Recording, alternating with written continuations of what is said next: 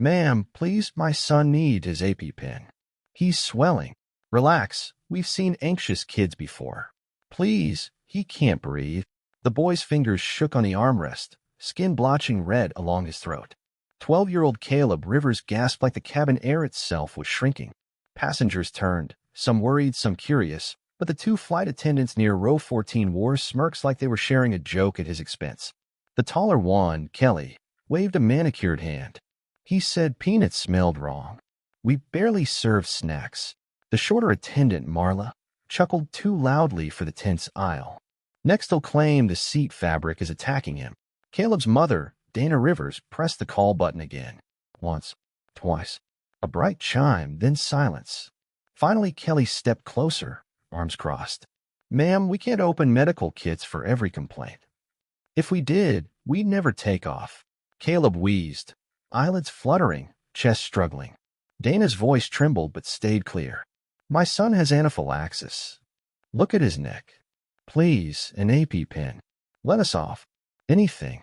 A nearby passenger, older man, gray cap, stood. I think the boy's in real trouble.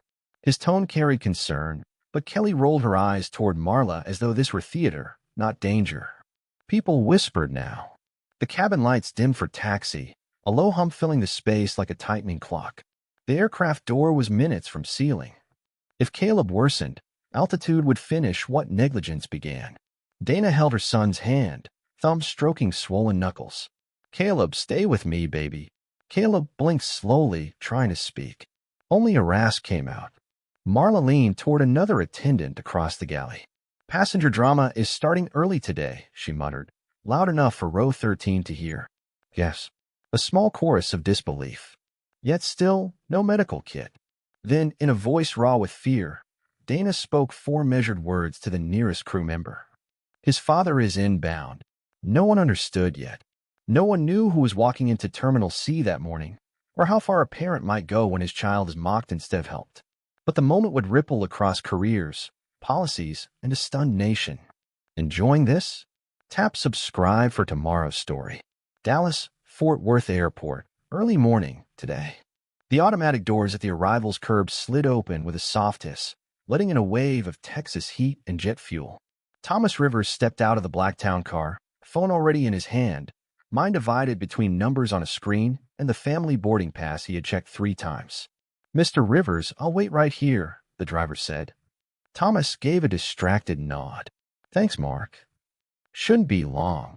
On his phone, a secure portfolio app glowed. A blue line climbed steadily over 10 years, the performance of a particular airline group, the parent company of the very carrier his family was flying this morning. Under the chart, one line in small text. Majority private investor, T. Rivers Holdings. Thomas locked the screen and slipped the phone into his blazer. To anyone watching, he looked like any other middle-aged executive. Pressed shirt, calm eyes, silver watch. No one at curbside check-in knew that his name sat on several documents the airline's CEO prayed over every quarter. He checked his watch, then the departures board inside the glass doors. The letters flickered for a moment, and then steadied. Sky Vista Flight 382, Dallas to Charlotte, boarding. He smiled faintly. Dana had texted a picture 20 minutes earlier, Caleb in a too-big hoodie, rolling a small blue suitcase, grinning at the camera. Under it, Dana had typed, Our little man is ready. Gate C14. We'll see you at the other end, Mr. Big Investor, winking face. Thomas had written back, No, Mr. Anything. Just Dad. Call if you need me. He shook off a small unease that never fully left him when Caleb flew. The boy's allergy file was thick. Peanuts, tree nuts, a handful of mystery triggers doctors still debated. Every trip came with a careful routine, wipes, labels, sealed snacks, medical notes, and a folder. Thomas had pushed the airline quietly to improve their allergy protocols months ago. He remembered the conference room, the polished table, the half-dozen executives. We have procedures, one vice president had said. Paper procedures, Thomas had replied. I want to see compassion procedures. I want training, not just binders. They had nodded, taken notes. Promises hovered in the air like steam, visible for a moment, then gone. Now, as he crossed the polished floor of Terminal C, the hum of air conditioning and the rolling of suitcases blended into a steady backdrop. He walked past families, business travelers, a child dragging a stuffed bear by one arm. Normal airport life. His phone buzzed in his pocket. It was not a call. Not yet. Just a calendar reminder, 9:15 a.m., investor briefing with Sky Vista executive team. Conference room C7. Thomas exhaled. He had come early to be in the same building as his family as they boarded. It was a small comfort, but it mattered to him. If anything went wrong, he told himself he was close. He carried influence. He had leverage.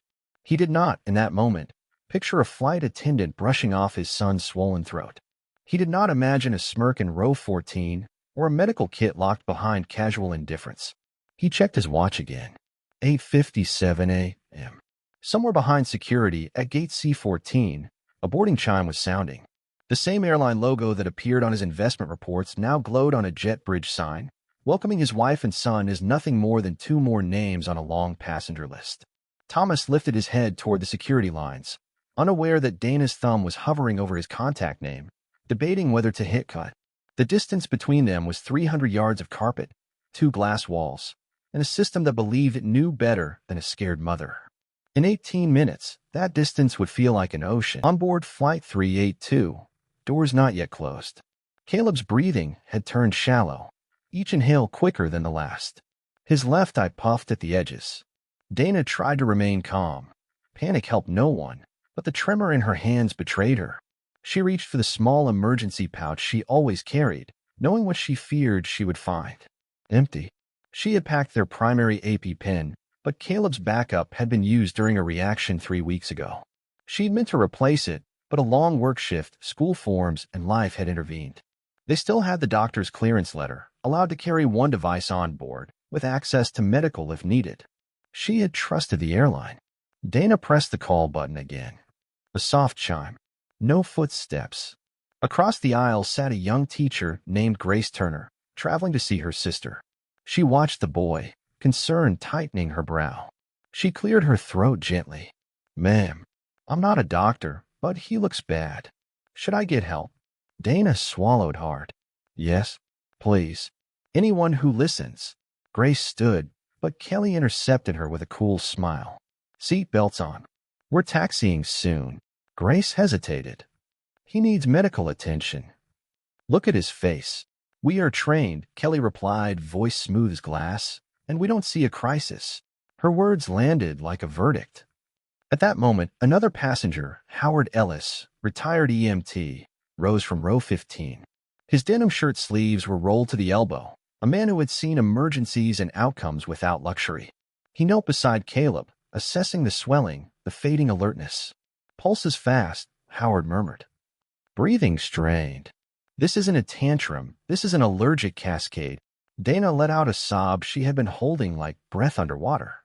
"Please, help him." Howard looked up at Marla, tone controlled but urgent. "We need epinephrine." "Now." Marla folded her arms. "He hasn't collapsed." "We cannot." The cabin microphone crackled overhead. "Ladies and gentlemen, welcome aboard Sky Vista Flight 382. Please take your seats as we prepare." Dana lurched to her feet. "No, stop. He needs help before we leave the ground." Passengers shifted. A murmur swept like wind across wheat. Mothers, fathers, grandparents, older viewers recognized the line between a fuss and a medical emergency. Grace raised her voice, soft but firm. "If you don't help, someone will record this." A phone was already out, not aggressive, just present, a witness. Kelly stiffened. "Phone's down." "Policy." Howard met her gaze. "So is providing medical care when asked." Silence stretched. Engines outside rumbled, vibrating through the floor. Caleb's breaths thinned, each one searching for space in a body closing in on itself. Dana's phone buzzed. "Caller, Thomas Rivers." Her hand hovered. She could answer, but what would she say? That policies outweighed a child? That professionals were ignoring symptoms while the clock ticked? She pressed accept. "Dana?" "Boarding wrapped early." "You settled in." Her voice cracked. "Thomas, we need you." "Caleb is reacting." "They won't, they're laughing." On the other end, footsteps stopped. Silence. Then a voice so controlled it chilled the air around her. I'm coming to the gate. Do not take off without me. He hung up. Outside the window, the jet bridge had begun to retract. Terminal C, security checkpoint / gate C14. Thomas Rivers moved fast, not running, but close, the kind of stride that acknowledged urgency without surrendering composure. His phone remained in his hand like a lifeline, call log still glowing with Dana's final message. They laughed at him. He's swelling. They won't help. No parent should ever read those words. He approached the TSA stall, badge trays clattering as travelers shuffled forward. A woman waved at him with an impatient sigh when he tried to pass. Thomas spoke softly, voice anchored. My son is in distress on Flight 382. Allergic reaction. I need immediate escort to gate C14. The agent studied him, polite, unconvinced. Sir, I'm sorry. You still need to go through screening like everyone. Thomas opened his wallet, not money, but a laminated emergency authorization card issued to major stakeholders during business-critical travel. Rarely used, almost never challenged. The agent's eyebrows lifted. Let me get a supervisor. Seconds mattered. Caleb's throat had minutes, maybe less. Thomas exhaled, steady. Please. Two supervisors appeared. One spoke into a radio, urgent code phrases Thomas couldn't decipher. The other gestured toward a priority lane. This way, Mr. Rivers. We'll get you through. His shoes slipped off, belt unlatched, laptop tray scanned. Every beep sounded like wasted breath. Every pause felt like altitude, like removal from the one place he needed to be. The moment the last bin cleared the conveyor, Thomas seized his belongings and headed for the gate at a near-silent sprint. Terminal carpet blurred. Announcements echoed overhead in detached cheeriness. Final boarding call for Sky Vista Flight 382 to Charlotte. Final. As if the moment were routine. Gate C14 came into view, and a crowd along with it. Passengers not yet boarded watched through glass as the jet bridge drifted back from the aircraft like an island breaking away from the mainland. The gate attendant, Evelyn Brooks, tapped keys at the counter, expression strained. Thomas reached her desk breathless. My wife and son are aboard. They need medical attention. Stop that plane. Evelyn swallowed hard. Sir, once the bridge detaches, policy restricts. Policy, Thomas repeated quietly, is not oxygen.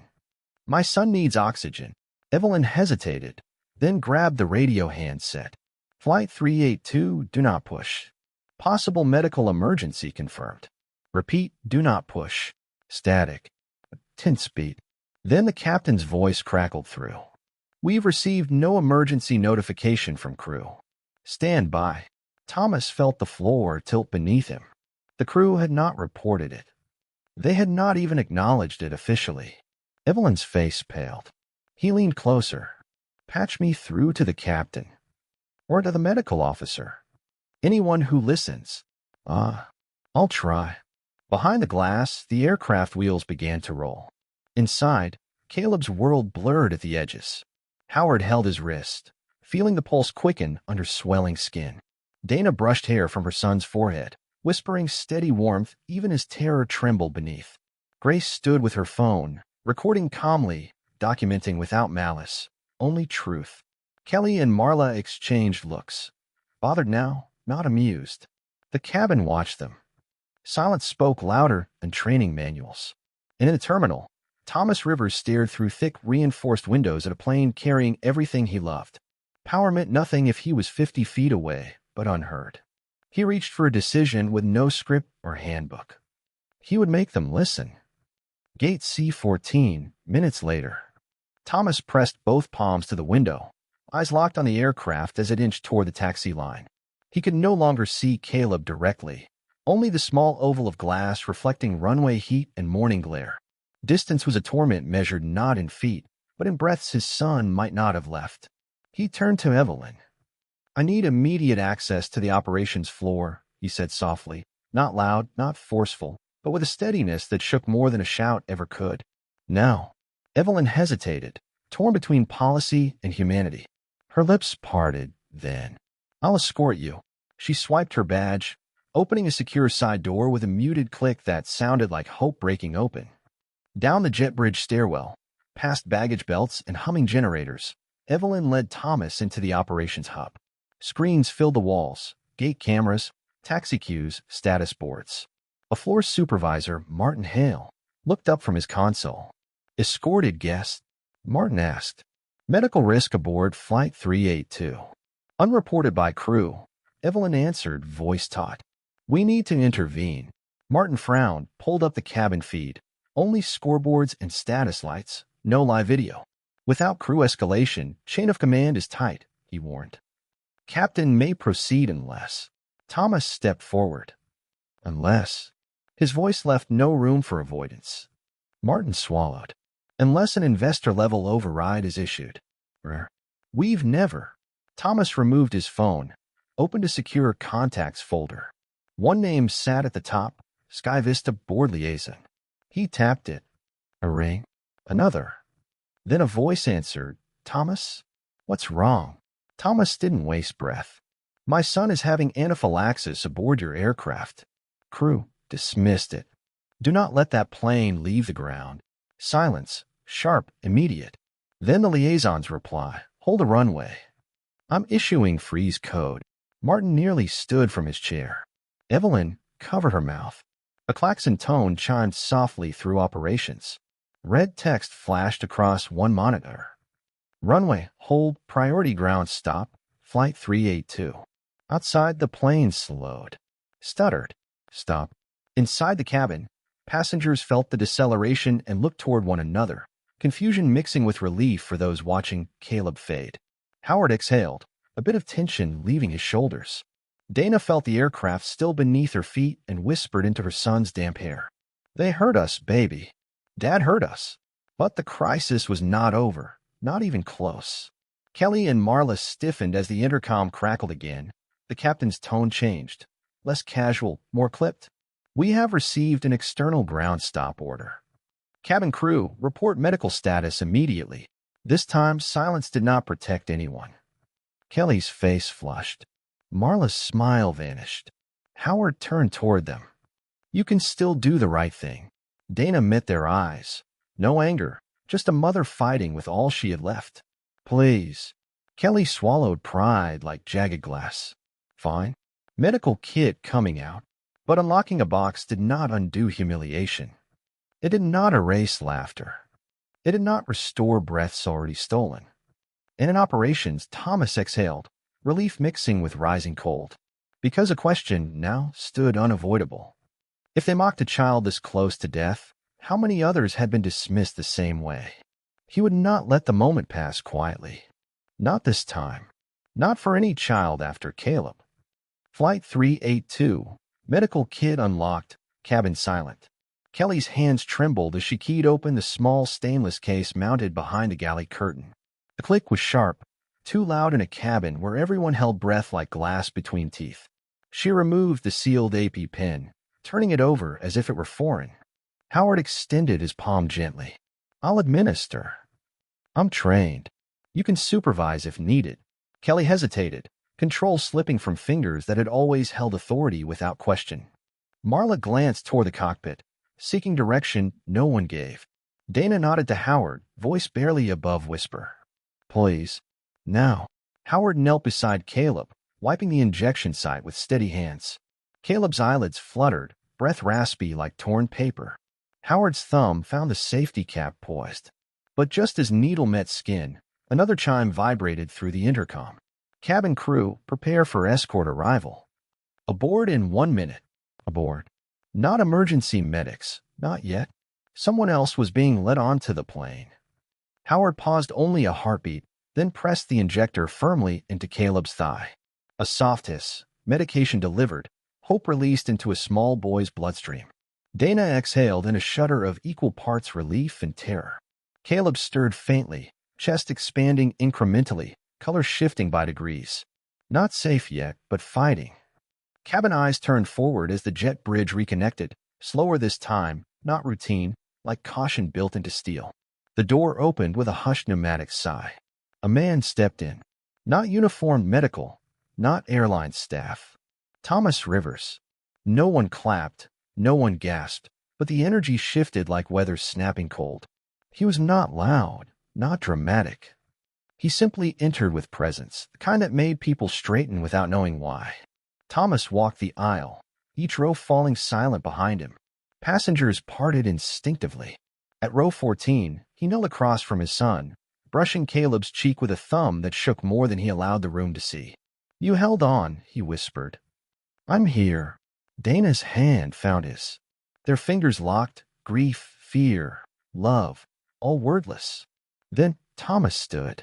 He faced the two flight attendants, expression unreadable. "Which of you refused medical care?" when asked. Not shouted, spoken like a line placed neatly on a formal document. Kelly swallowed. Marla looked away. Silence was answer enough. Passengers watched, hearts heavy. Some recorded discreetly, not to shame but to witness truth. Thomas reached into his jacket and withdrew a slim leather portfolio. Investors rarely traveled without one. A single document lay inside, bearing an embossed corporate seal. He placed it gently on the tray table of row 14, visible, undeniable. Shareholder Rights Directive, Emergency Authority Clause, signatory T. Rivers. Kelly's eyes widened.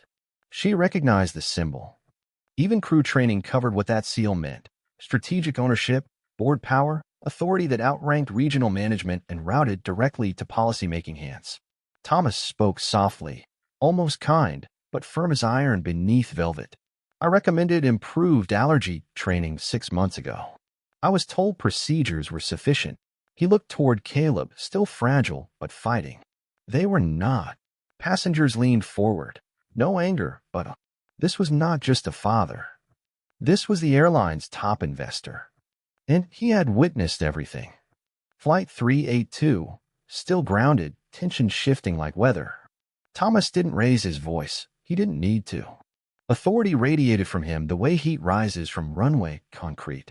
Kelly and Marla stood stiff, unsure whether to defend themselves or remain still like schoolchildren awaiting a principal's verdict. Caleb breathed easier now, shallow but improving. Dana stroked his hair, whispering calm. Howard remained kneeling, monitoring vitals with quiet focus. Grace recorded no longer. She simply watched, witnessing accountability take shape. Thomas rested one hand on the top of the seat, steady, controlled. "I'm not here to punish anyone," he said. But my son nearly stopped breathing while two trained professionals laughed. Those words held a weight of both truth and restraint, a balance only someone long accustomed to boardrooms could strike. Kelly found her voice first, brittle as frost. "We misread the situation. We didn't think." Thomas met her gaze, gentle but cutting in precision. "You didn't think a black child could be in medical distress?" Kelly flinched, not because he accused her, but because the possibility landed where she'd avoided looking. Marla's eyes darted away, shame creeping slow like ink through paper. Passengers shifted, not hostile, not cheering, only present. Humans witnessing humans when the moment demanded courage. Thomas opened his portfolio again. This time, not a document, but a contact card. Not printed. Metallic. Private direct line, Executive Policy Office. He placed it on the tray table, beside the directive. "When this flight lands," he said quietly, "there will be a full procedural audit. Not a firing spree. A reform. Mandatory retraining for allergy response. Shadow evaluations. Transparency from crew to cockpit." Kelly tearfully whispered, "Sir, I never meant harm." Thomas nodded once. "Then help build better." Marla's lower lip trembled. "We'll cooperate." "We will." Howard stood slowly, steadying himself with the armrest. "I'll testify to what happened respectfully. I don't want anyone destroyed. I only want the next child safe." Grace added softly, "We all do." The cabin wasn't angry now, it was united. A quiet chorus of older voices, parents and grandparents, murmuring agreement. Not revenge, responsibility. Reform. Thomas turned toward the cockpit. "I'd like to speak with the captain, if permitted." From behind the curtain, a composed figure emerged. Captain Leonard Hayes, early 50s, steady gaze. He extended a hand to Thomas. "I heard only fragments until the whole," the captain said. "If I had known sooner, we'd never have taxied." Thomas shook his hand firmly. "Then let's make sure no captain flies blind again." Captain Hayes nodded to crew. We file a full safety report before departure. Medical clearance first. Passenger witnesses logged voluntarily. Kelly breathed out, relief mixed with responsibility. Marla wiped her eyes. We'll start paperwork immediately. Thomas returned to Dana's side. Caleb's eyes opened slightly, tired, but responding. Dad, he whispered hoarsely. Thomas smiled, small, breaking real. I'm here, son. And you're safe.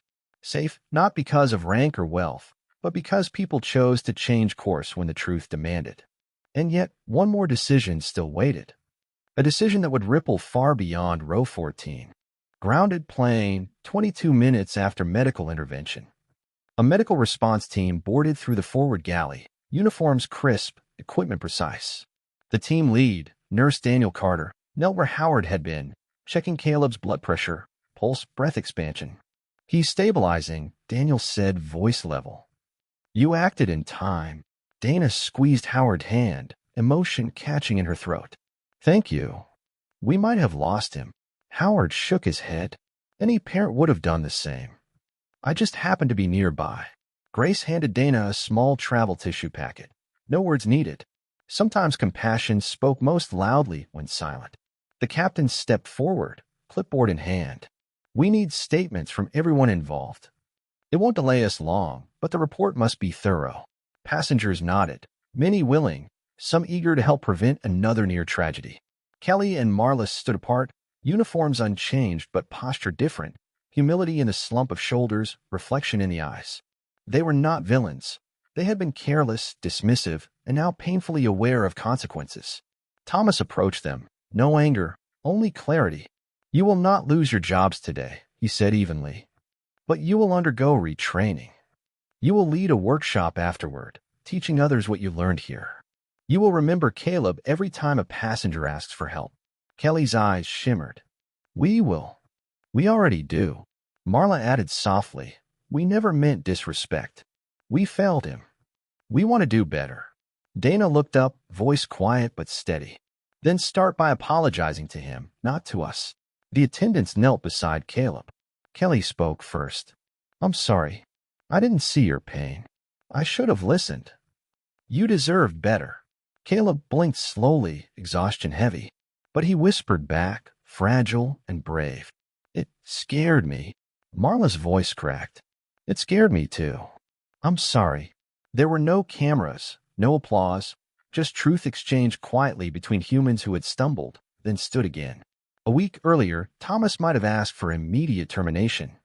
But watching Caleb breathe, seeing remorse met with responsibility, he chose a different path. Reform, not ruin. The captain returned to the intercom, tone warm but firm.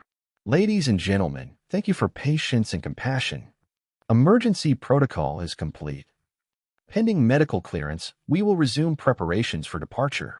Passengers settled back into seats with a collective exhale. Some smiled faintly toward row 14, not pity, but solidarity. Others offered snack swaps, wiped space. A retired grandmother from row 9 even handed Dana a knitted blanket for comfort. Thomas turned to the medic. When can we safely fly? Daniel replied after reviewing vitals again. He should remain monitored closely, but if symptoms continue trending positive for another 30 minutes, he may travel with caution. Thomas looked to Dana, seeking her voice, not his authority. We stay, she said gently. Caleb wants to reach his cousins. We won't let fear steal family from him. Thomas touched her hand. Then we stay. Reform had begun, but another wave approached. One camera had captured enough footage for the world beyond this cabin to witness not just failure, but recovery. And stories had wings. In the air 1 hour into flight, skies calm over Tennessee. Flight 382 finally lifted from the runway, engines steady, clouds peeling away beneath as though the world below had been written on paper and gently torn back. Cabin lights softened to warm gold. Passengers dozed, murmured, read, but row 14 remained awake, living a chapter none would forget. Caleb rested under the knitted blanket, breathing smoother now. His color had returned enough that pink brushed his cheeks again. Dana watched each rise and fall of his chest, counting without meaning to, gratitude measuring itself in quiet numbers. Thomas sat beside them, fingers interlaced with theirs. He had spent years influencing balance sheets and boardrooms, but the small boy, breathing, was the only return that ever mattered. Kelly and Marla approached slowly, hands clasped out of view, not intruding, simply present. "May we check on him?" Kelly asked, voice respectful. Dana nodded. "You may." Marla leaned closer, watching Caleb's relaxed breaths. Relief washed across her features like sunlight breaking cloud. "We've begun our preliminary report," she said quietly. "We included every detail, including our mistakes. Training will change because of this. No child will go unhurt again." Thomas studied her eyes, not searching for perfection, but growth. He nodded. "That's what we hoped for." Howard, having written his witness statement earlier, now stood at the bulkhead sipping water. The captain invited him to sit in first class for the remainder of the flight, a gesture of appreciation rather than spectacle. Grace visited too, still holding her phone but not recording, only carrying what truth she had kept as witness. She offered the device to Thomas. "I never planned to post this," she said. "But if sharing helps push training forward, I trust your decision." Thomas weighed the phone in his palm, power handed freely, not demanded. He shook his head gently. "Let the airline lead first," he said. "Real change will speak louder than headlines." Grace smiled, relieved that the story might grow without war. Passengers exchanged soft nods. Unity formed not from drama, but from decency. Humanity threaded through 34,000 feet of quiet air. Caleb stirred, whispering, "Mom." Dana bent close. "Yes, sweetheart." He looked between his parents, still weak but curious. "Why did people help me?" Thomas brushed his hair back. "Because compassion is what keeps us alive. And because when someone is hurting, good people step forward, even if it takes a moment to see." Caleb nodded slowly, understanding enough. Kelly and Marla excused themselves, service cart rolling a careful path down the aisle, now attentive beyond regulation. As trays clicked open and tea brewed softly through the cabin, Thomas leaned back in his seat, exhaling the first unbroken breath since morning. He gazed out the window, farmland below like quilt squares stitched across the earth. For the first time today, his shoulders lowered. Dana settled her head against his whisper light. "We're lucky," she murmured. Thomas shook his head softly. "We're responsible." The difference mattered. But this story wasn't finished, not when consequences had only just begun to ripple beyond the sky. 6 months later, Charlotte, North Carolina. The airport hall felt different now. Banners bright with a new blue and silver emblem and text in tall, plain letters. SkyVista Airways, Allergy Response Certified, Mandatory Crew Training, a Medical Access Priority, a Passenger Advocacy Hotline. Travelers paused to read as they rolled luggage past security. Staff in crisp uniforms wore small enamel pins shaped like tiny AP pins, a reminder, not decoration. Reform had left fingerprints everywhere. Thomas, Dana, and Caleb walked together through the concourse, slower this time, not rushed, not urgent. Calm. Caleb carried a backpack covered in baseball patches, new confidence in the way he swung it lightly behind.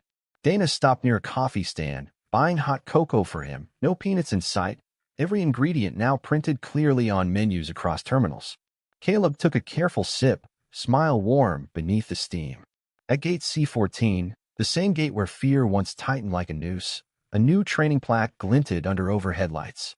Case Review 382, Compassion Protocol Model archived and taught by crew leaders Kelly Morgan and Marla Trent. Dana traced the etched metal with her fingertip, surprise softening into something like forgiveness. "They teach the course now," she said quietly. Thomas nodded. Because they lived the lesson. Passengers nearby recognized nothing, just a smiling family, traveling like any other. Only a few senior gate agents glanced with subtle respect, but no one bowed, no one rushed. Impact didn't need applause. Caleb noticed 2 familiar faces across the counter, Kelly and Marla, now senior instructors, guiding younger crew through training modules. Their uniforms bore new gold stripes at the shoulder, not rank, but completion of reform duty. Kelly spotted the Rivers family first. She approached slowly, respectfully. "Caleb," she said softly with a small smile, "we've updated everything because of you." Caleb looked down, shy. "I remember the plane." Marla knelt eye level. "I remember too. I promise you, we listen now." Every time. Caleb studied her eyes, searching for the thing children read better than adults: sincerity. Whatever he saw made him nod. Not grand, just enough. Thomas clasped both attendants' hands, not as investor, not as authority, but as a father giving future trust. "Thank you for honoring what happened," he said. "Not many have courage to rebuild instead of forget." Kelly blinked back emotion.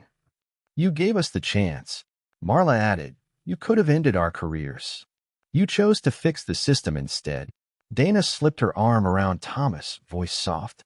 "Compassion saved Caleb. Now it saves others too." They parted with no ceremony, only mutual grace. The gate announcement chimed, gentle and routine this time. "Flight 21A to Denver, now boarding. Priority passengers, please step forward." Routine never sounded more beautiful. Caleb tugged his parents toward the jet bridge. "Come on, we'll miss the flight." Thomas laughed, the first light-hearted one since that day, and followed. At the entrance, he paused only once, hearing the soft hum of ventilation, remembering how precious one breath could be. No camera recorded it. No audience stood by. Just a family stepping into a world slightly kinder because they had refused silence. The aircraft door closed, not ominous this time, but safe. A cabin light reflected faintly on a silver investor pin at Thomas's lapel, the same symbol that once paused a runway, now only a quiet reminder of responsibility. Sometimes change doesn't roar. Sometimes it takes one frightened child, one mother refusing to be dismissed, one father using power to heal instead of punish. And sometimes that is enough. Andy, thanks for watching.